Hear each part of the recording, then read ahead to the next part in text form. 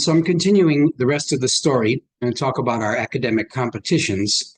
And as I'm doing that, I'll go competition by competition, but I thought there's a need for a little insert.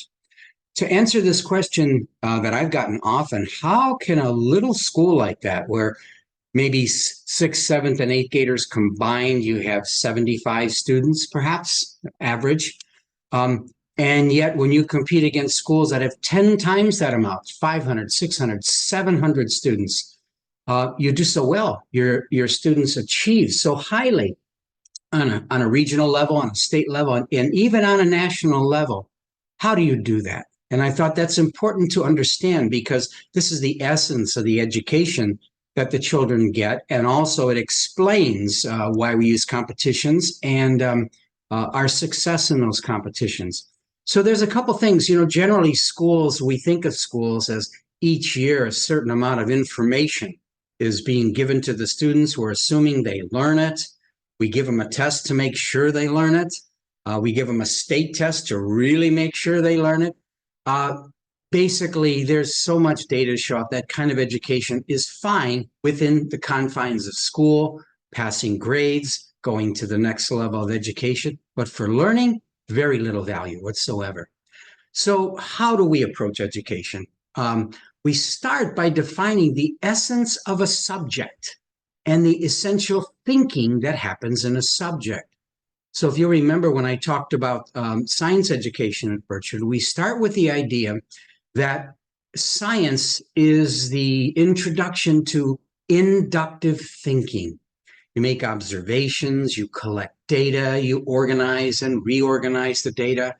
You make guesses about what the data means. You can make hypotheses about what you could do with the data and what, if you did some testing, what it would prove.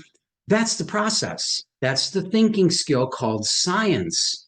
That can be passed on. And it is the same for somebody who's in the first grade, or if somebody's doing their PhD work. Basically, the thinking process is the same, although, of course, far more sophisticated as you go along. So that's what we do. We define what are the habits of mind in science, and I'll talk a little bit about writing today. What are the habits of mind? What is the thinking process that's going on? And then that must be practiced year after year after year after year. You're aligning. This is a second important piece, is the curriculum has to be aligned. So the children are learning to think like scientists, first grade through eighth grade. They're learning to think like a writer, first grade through eighth grade. In this way, what you're building is not disassociated collection of facts that maybe they'll remember and maybe they won't, but a way of looking at the world through the respective subjects that we teach. Then, of course, what comes is hard practice, and that's where the alignment is so important again. In science, year after year, what are they going to do? As I mentioned, they're going to learn the scientific method. They're going to learn inductive reasoning again and again and again, year after year. And that's what's so beautiful about our teaching staff. They understand the core of what we're getting across. Yes, there's the accumulation of knowledge in biology and physical sciences. Of course we do that. But that, in a sense, has to have equal weight or even less weight than learning to think like the scientists. Or as I'll explain today, learning to think and learning to have the habits of mind of a writer.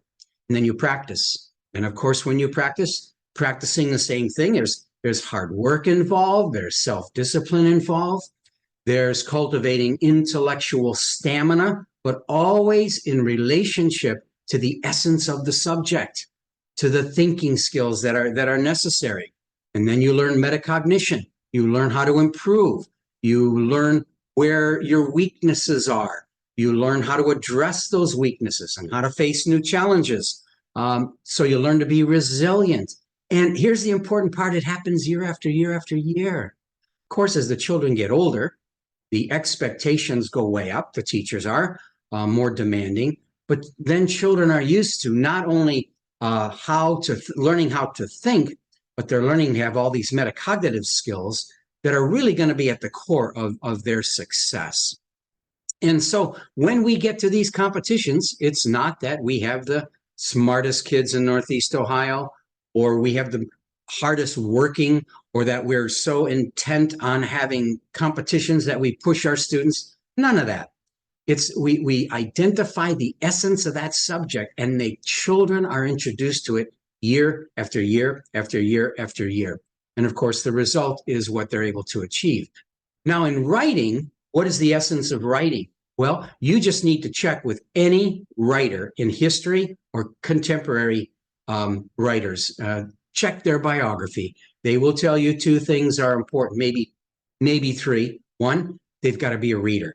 They're reading constantly. And that's why our 6th, 7th, and 8th grade program, we do not break it into just ELA, where they're studying English and writing reading at the same time. No, we separated them so they get complete instruction on more reading and more writing because of this idea that there's certain kinds of thinking that we're teaching them. And so having that consistency year after year after year in writing, they're developing their writing skills. So number one, we have our students reading. Number two, they're writing weekly, sometimes more than weekly. And while they're reading, while they're writing, we use this metaphor of a lump of clay and a sculptor. The children are producing clay. Their writing is their clay. And then the teachers come along. Teachers like Mrs. Singh, for 30-some years, she's been working with children, crafting, little by little, tweaking their writing this way and that way, making suggestions, correcting it, not just collecting papers at the beginning of the quarter and giving them back at the end of the quarter. They're there with their hands, molding that clay to become a better and better and better writer. And then what happens? That's 8 years of that. That's what's going on in the 1st grade. That's what's going on in the 5th grade. That's what's going on in the 8th grade. So guess what? To think like a writer, to have the habits of mind of a writer, and eventually to write well. That's all a product of being clear on what is our mission in writing, being clear on the practice that has to carry out that mission, and then you get these phenomenal writers. Gee, I wish you all could come in and read some of the essays now as they're in the this period of time they're writing for a scholastic art and writing competition, which is a national competition. And we've had many students make it all the way to the national finals. We're proud of that. But there's an accumulation of work that they've done in the classroom with their teachers leading up to such levels of achievement. But that's, I would call it secret sauce, if you will, how this little school is able to produce so many high achievers, not because we've got the most intelligent or the most hardworking, but there's a whole system in place. And I'm so grateful to our teachers who commit themselves to this alignment. I could get an outstanding teacher come in at 6th grade and do their own thing, and it would probably be good, but it will not have impact because it's not a part of a system. It's not an alignment that is building year after year until we have children who understand the process of writing and the skills in writing, and that have become an excellent writer. And in this way, we do well at the competitions. At the end of this series here on describing the various competitions, we're going to list, starting way back in 1986, the things the students have won since then. You will be impressed. Such a tiny little school, and yet such high achievement across the board on local, state, and national level.